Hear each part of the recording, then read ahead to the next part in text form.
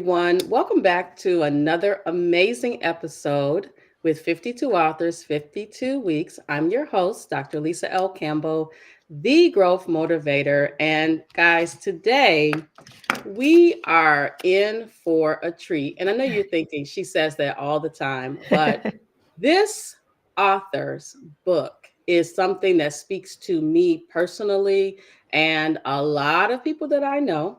And as usual, I want to show the book. The title is Lean Jeans. Let me put my glasses on because I'm over 50. So I don't look it. You look A amazing. physician's guide to genetic weight loss. Eat what you love, lose weight for good, Mhm. and break free from diets and medications. Welcome to the show, Dr. Phyllis. Thank you so much. Thank you so much for having me. I'm excited to talk about this topic. It's changed my life, as you know, from reading the book, having lost 100 pounds with genetic weight loss. So I will talk about it all day long.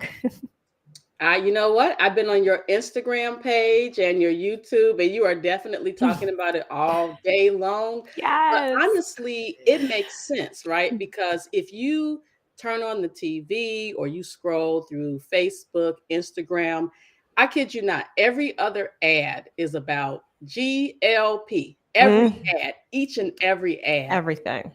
And as a person who has worked in healthcare for the last 33 years, one area of focus that I do occasionally is to review medical records for accuracy from the perspective of the charges and the medical codes that are assigned. And one of the things I've noticed over the last 30 years is an increase in the obesity diagnoses assigned to patients. But then something else that was interesting to me last October, the diagnosis codes were changed or added where we had the morbid obesity code, but now we have three codes that just say class one, two, and three, right? Mm, And what I find interesting about that is we are establishing codes but not solving the problem. And the oh, reason that these three codes were created was because of the negative connotation associated with morbid obesity. right, And so, if you Google class one, two, or three, still know what it is. And so right. I think the call to action is to solve the problem. Oh, that's so good. I've never heard it phrased like that before. We're adding more coding to code the disease, but where is the solution? And I think that reflects the state of healthcare, right? We are in this sick care model, and a lot of women will say, "Oh, well, my doctor says I'm healthy." Your doctor, we've been trained. I will tell you, I'm a triple boarded certified physician, and we're trained in disease and disease care. So your labs are geared towards when you are sick, when you are at this point of now, okay, now let's treat the disease. It is not a preventative care model. And so that's what I love about genetic weight loss is that we're looking at where are you heading towards? Where are we going and how can we right the ship? Because oftentimes in my work as a family medicine physician, I would see people that would say, I have chronic low back pain, chronic knee pain, I'm depressed, my hormones are out of whack, my hair is falling out. All of these conditions that maybe you could slap a medication on, a hypertensive medication, a GLP-1. But if we really wanted to get to the root of things and really treat someone, we would treat the obesity, the underlying cellular issue, the underlying genetic issue. I love it. And I'll Mhm. just state from a personal perspective, as an adult over 50, probably for the last, let's just say 30 years, I personally have dealt with obesity and have had gastric sleeve, have tried, different medications and exercising and all the things. And before I got your book, I literally said, and before I even met you and learned about you, I said to myself, there has to be something else that's Yes. going on that's Hmm. the root cause. Right. And I personally don't want to be on medications for the rest of my life. Like I'm a Hmm. grandmother, right? I have so much life that I want to live, and I don't Mm. want to do that with this big gigantic pill box Mm, separated AM and PM, right. where I'm just popping one pill after the next. So let's Yeah. get to the root cause. Oh, that's so good. You said I have so much life to live. Like we all need that energy and passion to say, look, yes, we want to fit into the bikini or whatever, but beyond that, it's about life to live and a vibrant and a vitality. And we have the control over that. So I always tell the women that I work with, the answers are inside of you. Don't go looking elsewhere. The answers to heal whatever problem you have is inside of you. We're literally just unlocking that genetic code to heal whatever problem that you're dealing with. I love it. And over the years, I've seen an increase in genetic studies. And so I Mhm. know that this is definitely in alignment with what's supposed to be happening. Yeah. And it's my desire that many people, men, women, see this episode and say, you know what? They're talking about me. Mm, I think this will help me because I've tried all the things. I mean, if people will be honest, we allow the social media, the media to give us this perception of what a healthy body looks like. yes. Me personally, I don't care about a bikini, right?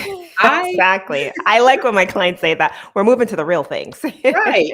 I literally want to be in a position where when I stand on the stage as a professional speaker, that I'm in Mhm. my best state emotionally, Amazing. physically, spiritually, without carrying all of the weight.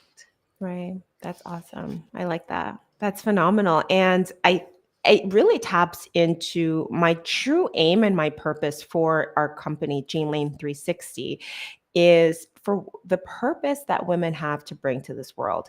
I I never in a million years thought I would be an entrepreneur.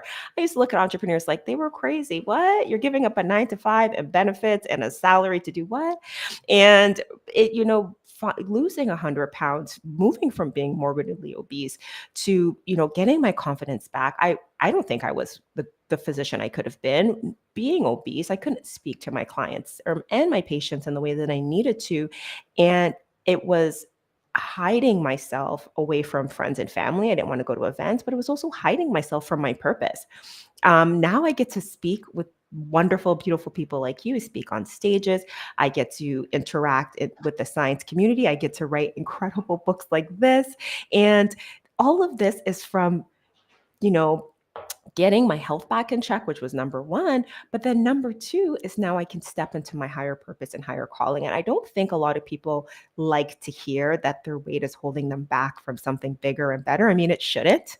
You should be able to still do amazing, incredible things. And a lot of women still do. But that's my personal story. I didn't know what I was capable of until I got to this side. So I just like to remind women that you might think that there's certain things you can't do. Hey, let's take up care of this one aspect. The sky is the limit. And not only that, the world deserves to have and share in your giftings. This is something that you need to be ready to share with the rest of the world. So, Wow. And just mhm, to show you how aligned we are, mhm. I will be dropping a new book very soon. The title is Shed the Weight, Achieve Personal Success by Shedding What No Longer Serves You.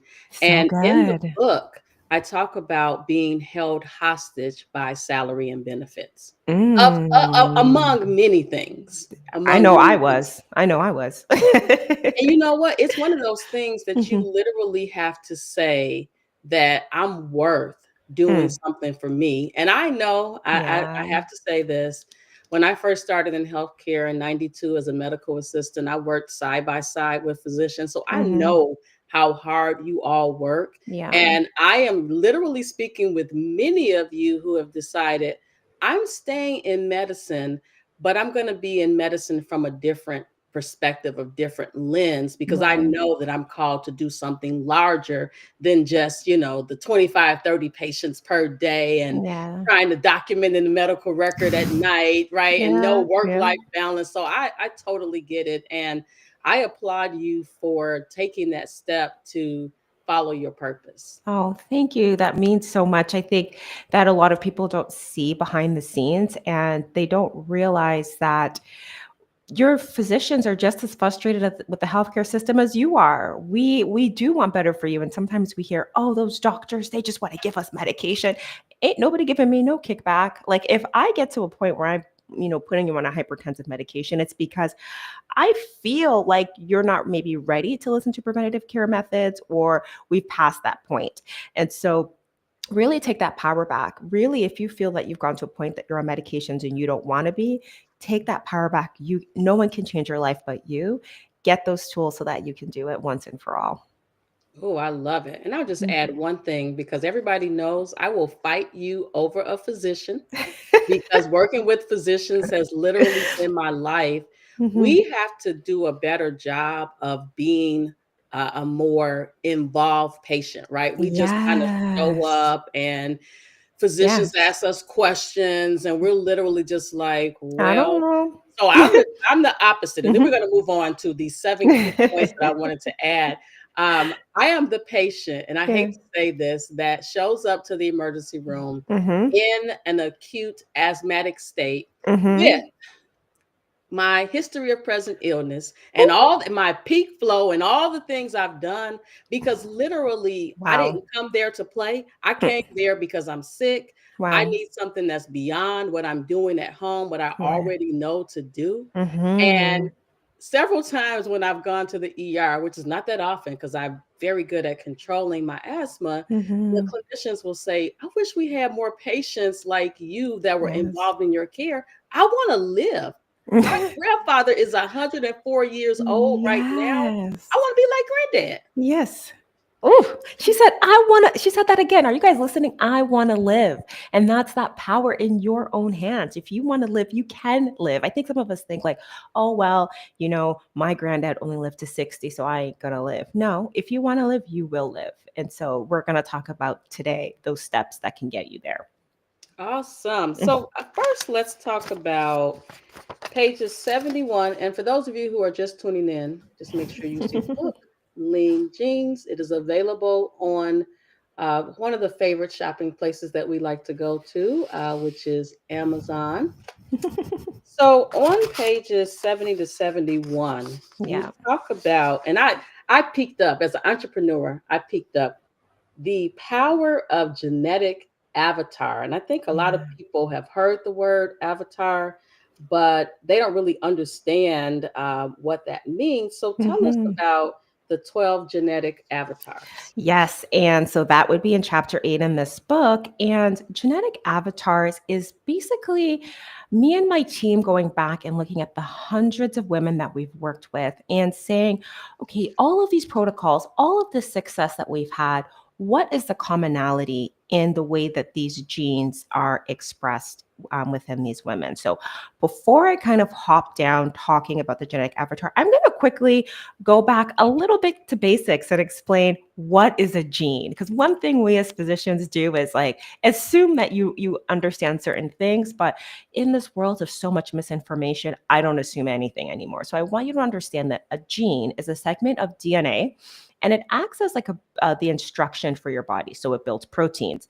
It's essential for the structure and function and regulation of the body. And so genes will determine every single thing on your body. If you have brown eyes, it's because your genes, your blueprint has determined it that way. So think of your genes as a blueprint of your body.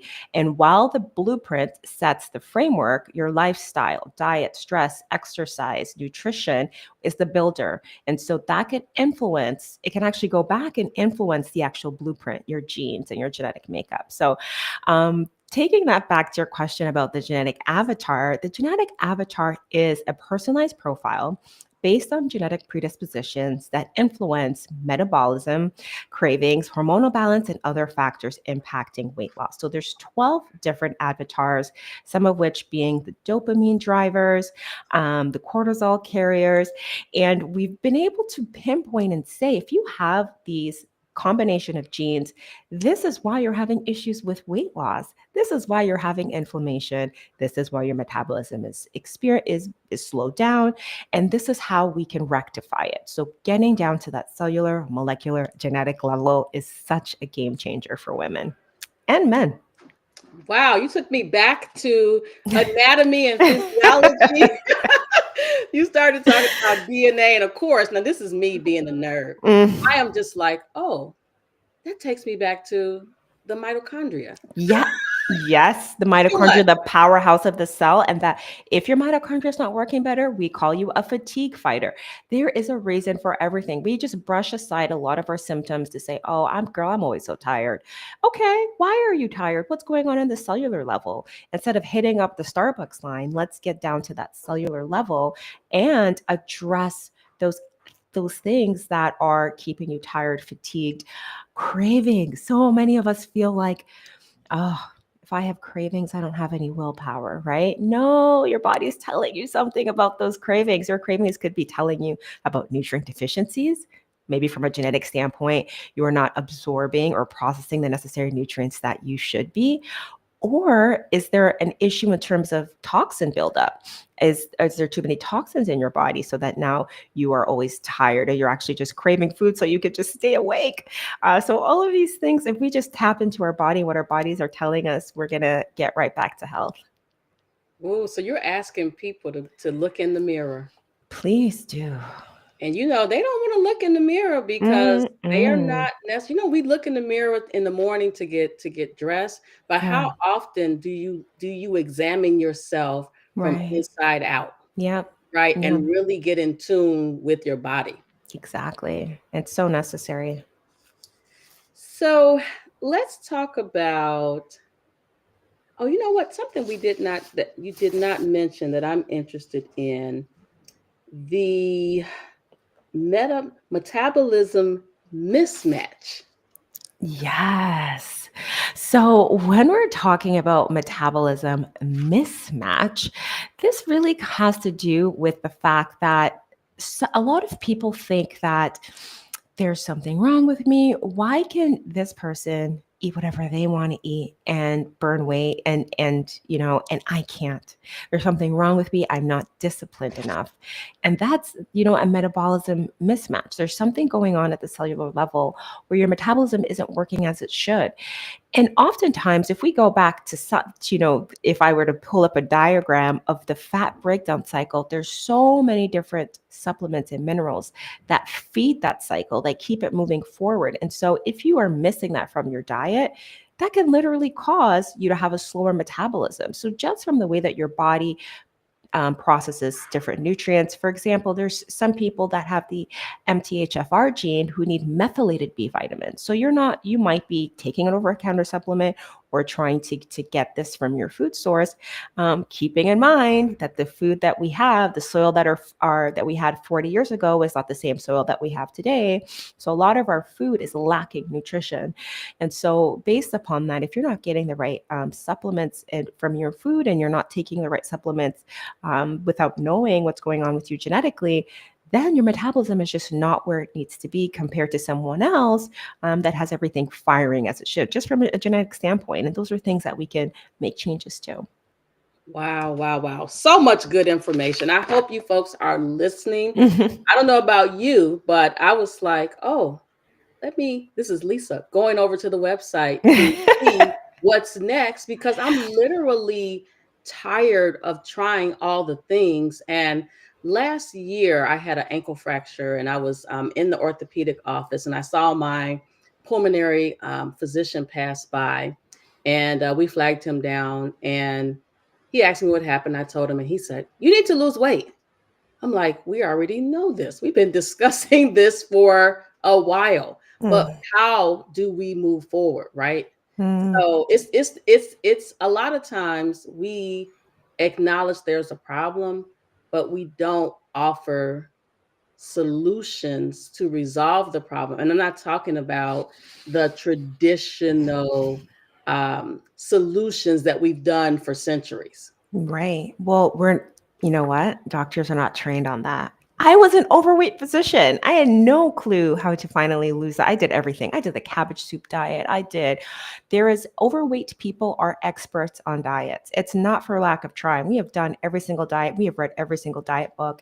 But this information about genetic weight loss is something that I had to learn a lot of for myself outside of medical school, outside of residency, going to conferences, working with different mentors, doing different research, eventually becoming board certified in obesity medicine. But still, I had to take that a step further and learn, okay, how do we apply genetics in the way that it changed my life?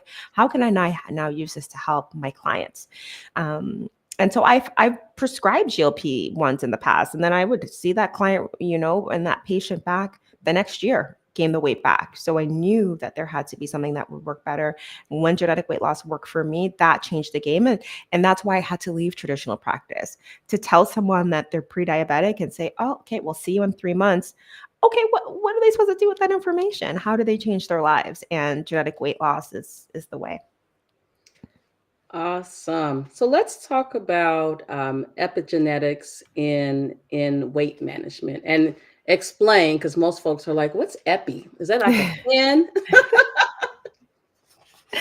That is so good. Okay. So, when we're talking about epigenetics, so we talked a little bit about genes and what are genes. And so, when we're talking about the ability to change the expressions of our genes in our body, that's when we get into epigenetics, this amazing and exciting study of um, how lifestyle choices like diet, exercise, and stress management can influence how our genes are expressed without altering the underlying DNA sequence. So, even if you're predisposed to certain challenges, so if you have things like cravings or slow metabolism, epigenetics shows that these genes can actually be turned on or off based upon your habits, based upon how you eat, based upon how you exercise, based upon your custom supplementation. And so that's how I talk about activating your lean genes. That's the way that we do that. And so, for example, if we look at something called the FTO gene,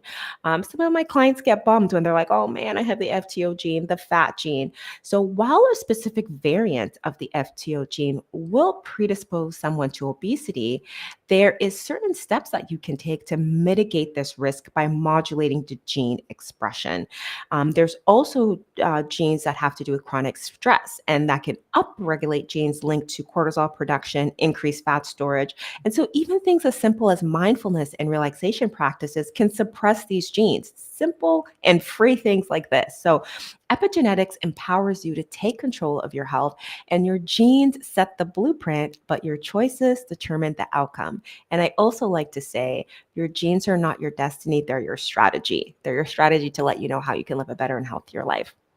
I love it. I love it. So again, I hope you folks are taking notes and really doing some reflection on what your next steps are, especially if you're like me and you want to live. And I will say that every time I get the opportunity, because I don't want to die, and I know what it's like to be in a state where I couldn't move because I couldn't walk.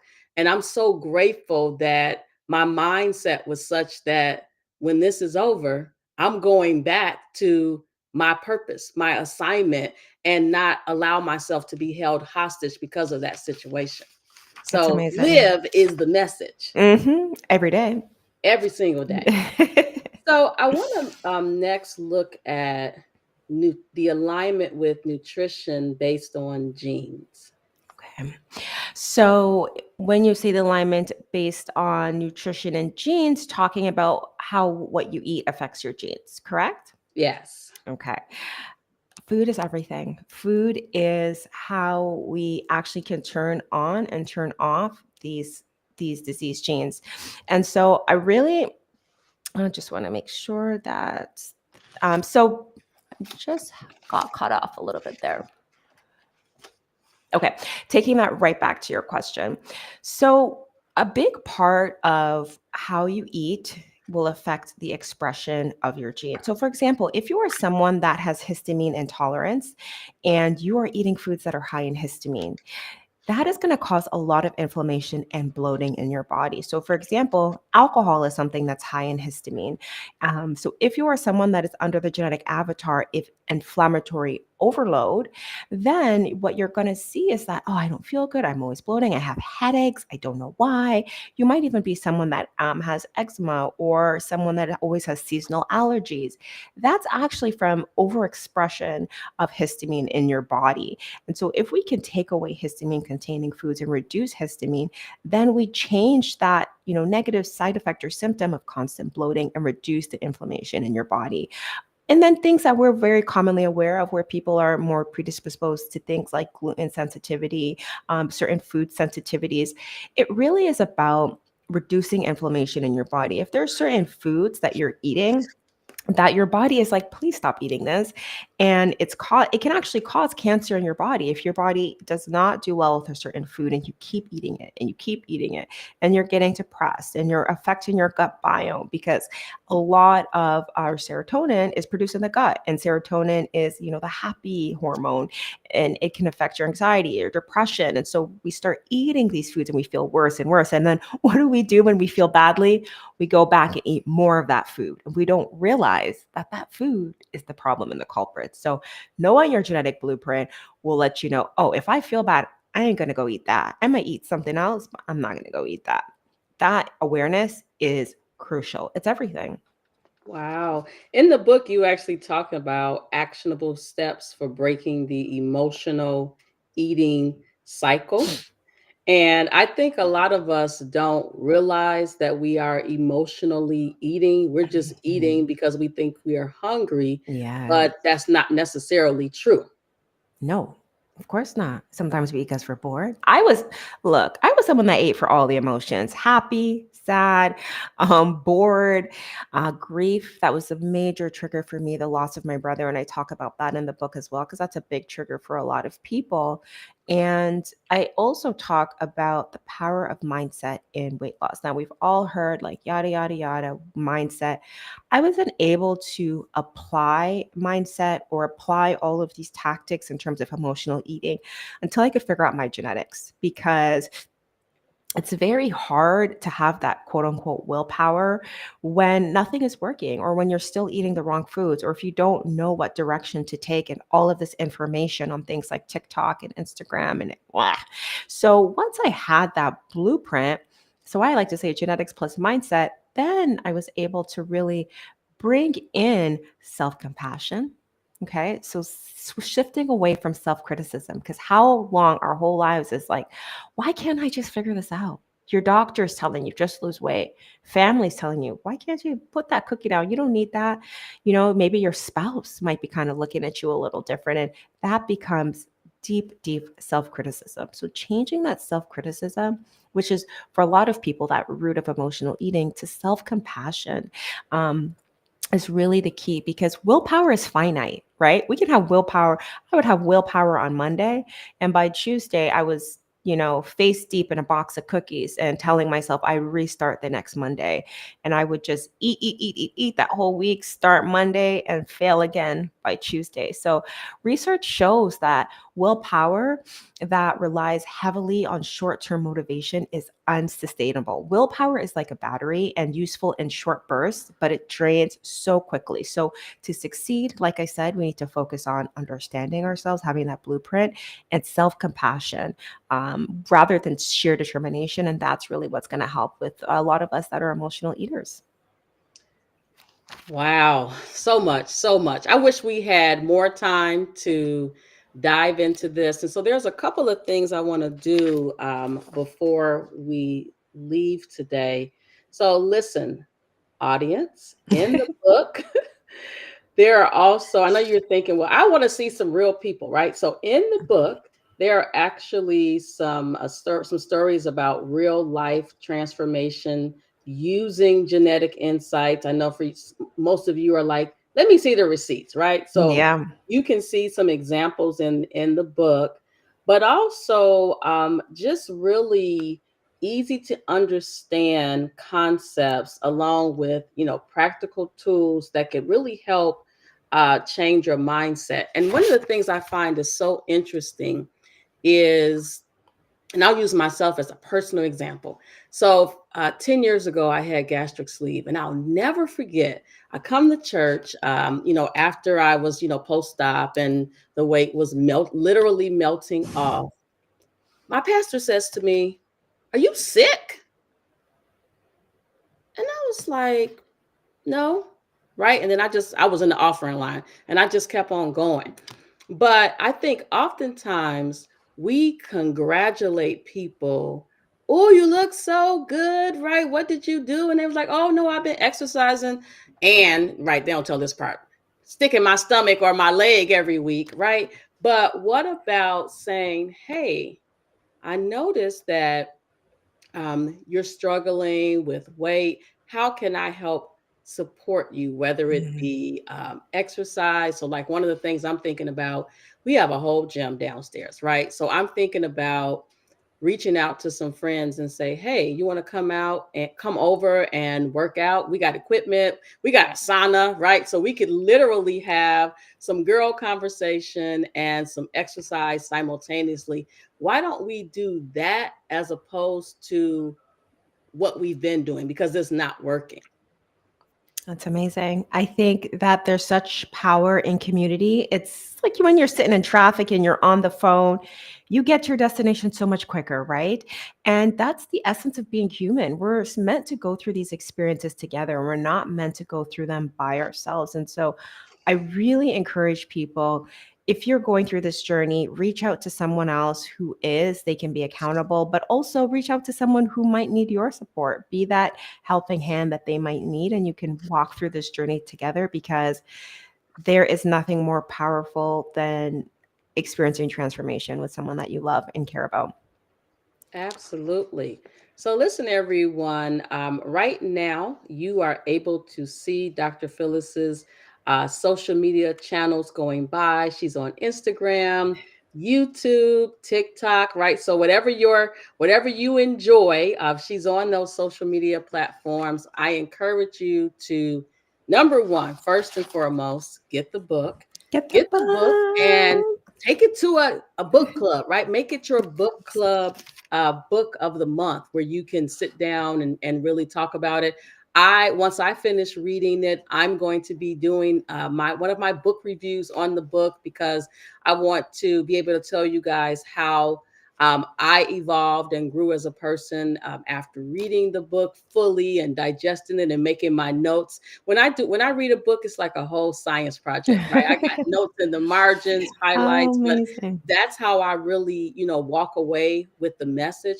But I also put the date in the book so I know Hmm. how I was feeling at that exact moment that I was reading it and what impact it had on me.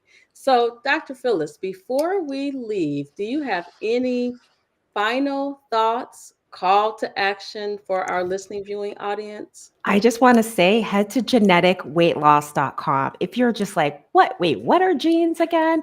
If you any questions about genes, genetics, go to geneticweightloss.com. We really have broken it down for you to have an understanding. You could get more information about the book there.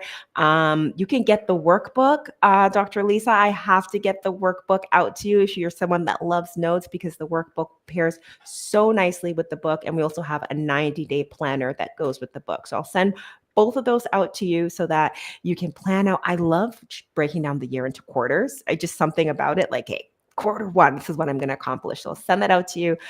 Please send us a message on DM. I love hearing from you all. This community is why I do this. So I really want to hear from you and getting that word out, because it's beyond drugs and surgery. It really is about lifelong change. So thank you so much for having me, Dr. Lisa. Well, thank you so much for your mission, your purpose in life, being in alignment. I'm sure there are some patients that miss you in clinic. I'm sure you don't miss being in clinic, but I miss them. yes. Yeah. But the business side of medicine, I'm sure that you do not miss that. I'm sure you're able to No, go to honey. sleep at night Mhm. and sleep peacefully now that you've moved on. But you're helping patients from a different perspective. And with Yeah. the cost of medications rising, Mhm. I want my medication container to just be my supplements that I'm taking. I don't want to Yes. be on all these different things long Mhm. term that have a side effect to the side effect, right? Ooh, So so true. me personally, I want to figure out what's going on with me genetically and then be able to move forward so I can crawl on the ground with my grandsons. So good. Awesome. And that will be the goal. I'll also have to get a genetic test off to you too.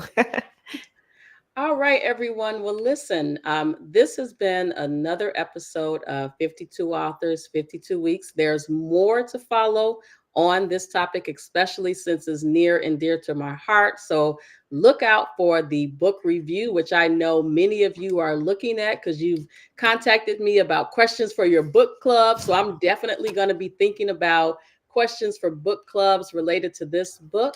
And I will see you all next week. Everybody have a great